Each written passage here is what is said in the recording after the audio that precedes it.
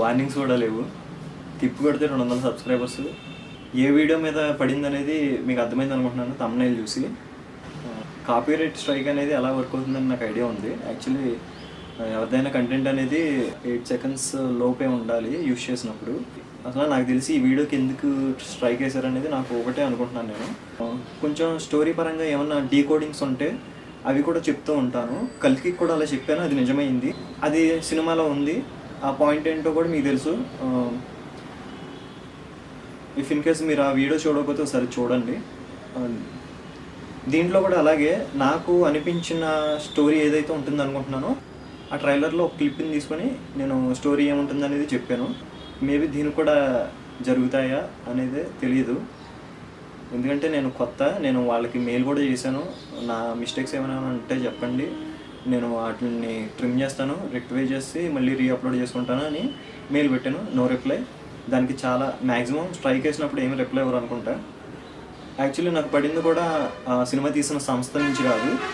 ఇలాంటివన్నీ కూడా మేబీ వేరే థర్డ్ పార్టీ ఎవరైనా హ్యాండిల్ చేస్తారనుకుంటా, వాళ్ళ నుంచి పడింది నాకు. మరి ఏమైనా రిప్లై ఇస్తారేమో చూడాలి. నేను ఆ స్టోరీలో ఏదైతే ఆ పాయింట్ చెప్పాను అనేది యాక్చువల్లీ మళ్ళీ ఇప్పుడు చెప్పకూడదు, ఇంకా నాకు అర్థమవుతుంది. మీరు వీడియో చూసిన వాళ్ళకి అర్థమై ఉంటుంది. అది కొత్త పాయింట్ కూడా కాదు. మిగతా రివ్యూ అంతా నేను పాజిటివ్గా ఇచ్చాను. లాస్ట్లో చేసిన మీమ్ వీడియో ఏదైతే ఉందో అదే ఇష్యూ అనుకుంటే నేను దాన్ని ఎందుకు చేశాను అనేది కూడా కాంటెక్స్ట్ చెప్తాను. ధనుష్ ఇంతకుముందు డైరెక్షన్ చేశాడు, తమిళ్లో చేశాడు, ఆల్రెడీ ఒక మూవీ తీశాడు, అది హిట్ అయింది అనుకుంటున్నాను. రైటర్గా కొన్ని చేశాడు, అవి కొన్ని ఫెయిల్ అయ్యి కొన్ని హిట్ అయ్యాయి. ఫర్ సపోజ్ మీరు తీసుకుంటే VAP 2 ఉంది కదా, అది ధనుషే చేశాడు. ఆ సినిమా ఫ్లాప్ మీకు తెలుసు. నేను ఆ స్టోరీ గురించి కూడా ఆయన రైటింగ్ గురించి కూడా ఏం మాట్లాడలేదు. డైరెక్షన్లో వచ్చి తెలుగు వాళ్ళకి ఆయన డైరెక్ట్ చేసిన మూవీ ఇదే ఫస్ట్ మూవీ.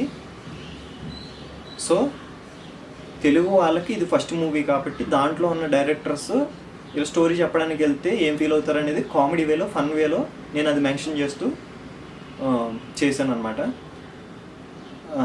జనానికి ఇన్ఫర్మేషన్ ఇవ్వడం కోసం ఇది 2వ సినిమా 3వ సినిమా కూడా వస్తుంది, అది కూడా చెప్పాను. దాని ఇష్యూ అయితే నేను అని అనుకోవట్లేదు అసలు. ఏదైనా అయ్యుంటే ఒకటి క్లిప్స్ ఎక్కువగా వాడడం వల్ల కానీ, స్టోరీని నేను ఏదైతే డీకోడ్ చేద్దామని ట్రై చేశానో దాని గురించి కానీ వేసి ఉండాలి. అది గైస్, ఈసారి నుంచి నేను యాక్చువల్లీ ఈ సెటప్ చూసి మీరు ఏదనుకోకండి, కొంచెం నీట్గా ఇప్పటి నుంచి చేద్దాం, బ్యాక్గ్రౌండ్ మారుద్దాం, అది ఇది అనుకున్నాను. దీంతో నుంచి నేను రిలీజ్ చేసే వీడియో సంబంధించి కొంచెం స్టైల్ మార్చచ్చు, మేబీ డైరెక్ట్గా ఉండొచ్చు. నాకు ఎందుకు అలా ఎడిట్ చేసి చేస్తానంటే, వాళ్ళు ఒక ట్రైలర్ రిలీజ్ అయిన తర్వాత నాకు అనిపించింది కొంచెం సినిమాటిక్ వేలో చెప్పాలి, లేదనంటే నా టచ్ ఉండాలి, ఎడిటింగ్ చూపించాలి అని ఏదో సంథింగ్ అది ఉంటుంది కదా, నన్ను అదే డ్రైవ్ చేస్తుంది.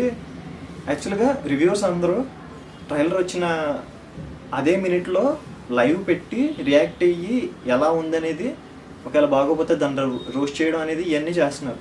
మా సైడ్ అయితే 11కి షో చేస్తారు, కానీ హైదరాబాద్లో 5ంటికి 6ంటికి సినిమా చూసి 8ంటికి రివ్యూ పెట్టేస్తారు.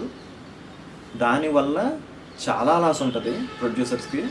కానీ ఇది ట్రైలర్, దాని మీద ఎవరైనా రివ్యూ చేశారంటే అది వాళ్ళకి ప్రమోషన్ అవుతుంది. ఆ ప్రమోషన్ పరంగా నేను కొంచెం దాన్ని క్లిప్స్ అనేవి కొంచెం ఎక్కువ వాడేసి లిమిట్ దాటి చేసి ఉండొచ్చు. కానీ నా వ్యూస్ ఎంత, నా సబ్స్క్రైబర్స్ ఎంత, ఇవేమీ పట్టించుకోకుండా వితౌట్ వార్నింగ్, అంటే కాపీరైట్ క్లెయిమ్ వేసుకొని మనకు అర్థమయ్యేలా చేయొచ్చు, అది చేయలేదు. డైరెక్ట్ స్ట్రైక్ అనమాట. అంత పెద్ద పెద్ద లెవెల్లో రివ్యూస్ అనేవి ఎఫెక్ట్ అవుతున్నాయి. కానీ నేను ఇక్కడ ప్రమోషన్ చేశాను, పాజిటివ్గా చెప్పాను, అయినా కానీ జరిగింది. ఫస్ట్ వీడియోకి అలా కాపీరైట్ స్ట్రైక్ వచ్చి ఉంటే నాకు అర్థమయ్యేది. నేను చాలా వీడియోలు చేశాను, అట్లకి ఏం ప్రాబ్లం లేదు. కానీ దీనికి వచ్చేటప్పటికి పడింది, అది కూడా స్టోరీ పరంగా అయి ఉంటుందని అనుకుంటున్నాను. సో నేను నెక్స్ట్ డీకోడింగ్ అనేది చేయాలో లేదో కూడా నాకు అర్థం కావట్లేదు. హిడెన్ థింగ్స్ కాకుండా వాళ్ళు చెప్పినట్లోంచి నాకు ఏమైనా అనిపిస్తే చెప్తాను, దాని తగ్గట్టే నా రివ్యూ కూడా ఉంటుంది. కాపీరైట్ క్లెయిమ్ అయితే పర్లేదు, అక్కడ ఇష్యూస్ ఉన్నాయి, మీరు ఎక్కడ ఇది వాడారని చెప్పి అది చూపిస్తుంది, అది ట్రిమ్ చేసుకోవచ్చు, లేదంటే కంటెంట్ మార్చుకొని ఏదో చేయొచ్చు. ఈ స్ట్రైక్ అనేది అసలు మనం ఏమీ చేయలేము, వాళ్ళే దాన్ని మళ్ళీ సాల్వ్ చేయాలి. సో గైస్, నేను ఇది చేసిన రెండో మిస్టేక్, మీరు కూడా ఇలాంటివి చేయకండి. ఎనీవే, ఇంకా స్టైల్ మారుతుంది, చాలా జెన్యున్ కూడా ఉంటాయి. నేను యాక్చువల్లీ భారతీయుడు సినిమా చూసిన తర్వాత దాంట్లో స్టార్టింగ్ రివ్యూ వచ్చి కొన్ని నెగిటివ్స్ చెప్పిన, కొంచెం పాజిటివ్స్ ఇవ్వడానికి ట్రై చేశాను. ఎందుకంటే సినిమాకి చాలా ఖర్చు పెట్టుంటారు, దానికి ఎంతో కొంత రన్ అవ్వాలి, అలా చెప్పడం తప్పు. దాని మీదే వీడియోస్ చేసి కొంచెం బెనిఫిట్ పొందుతున్న మనం అలా అయితే చేయకూడదు. కొంచెం హింట్ ఇచ్చేలాగా, మరీ డిగ్రేడ్ చేయకుండా చేసేలాగే నేను చేశాను. కానీ అది కరెక్ట్ కాదేమో అని అనుకుంటున్నాను. జెన్యున్గా ఇవ్వకపోవడం కూడా తప్పు. సో ఇక్కడ నుంచి చాలా జెన్యున్గా ఉంటుంది, ఎక్కడ బయాస్ ఉండదు. ఇక్కడ నుంచి వచ్చే వీడియోస్ అన్నీ మీకు నచ్చుతాయి అనుకుంటున్నాను. Thank you.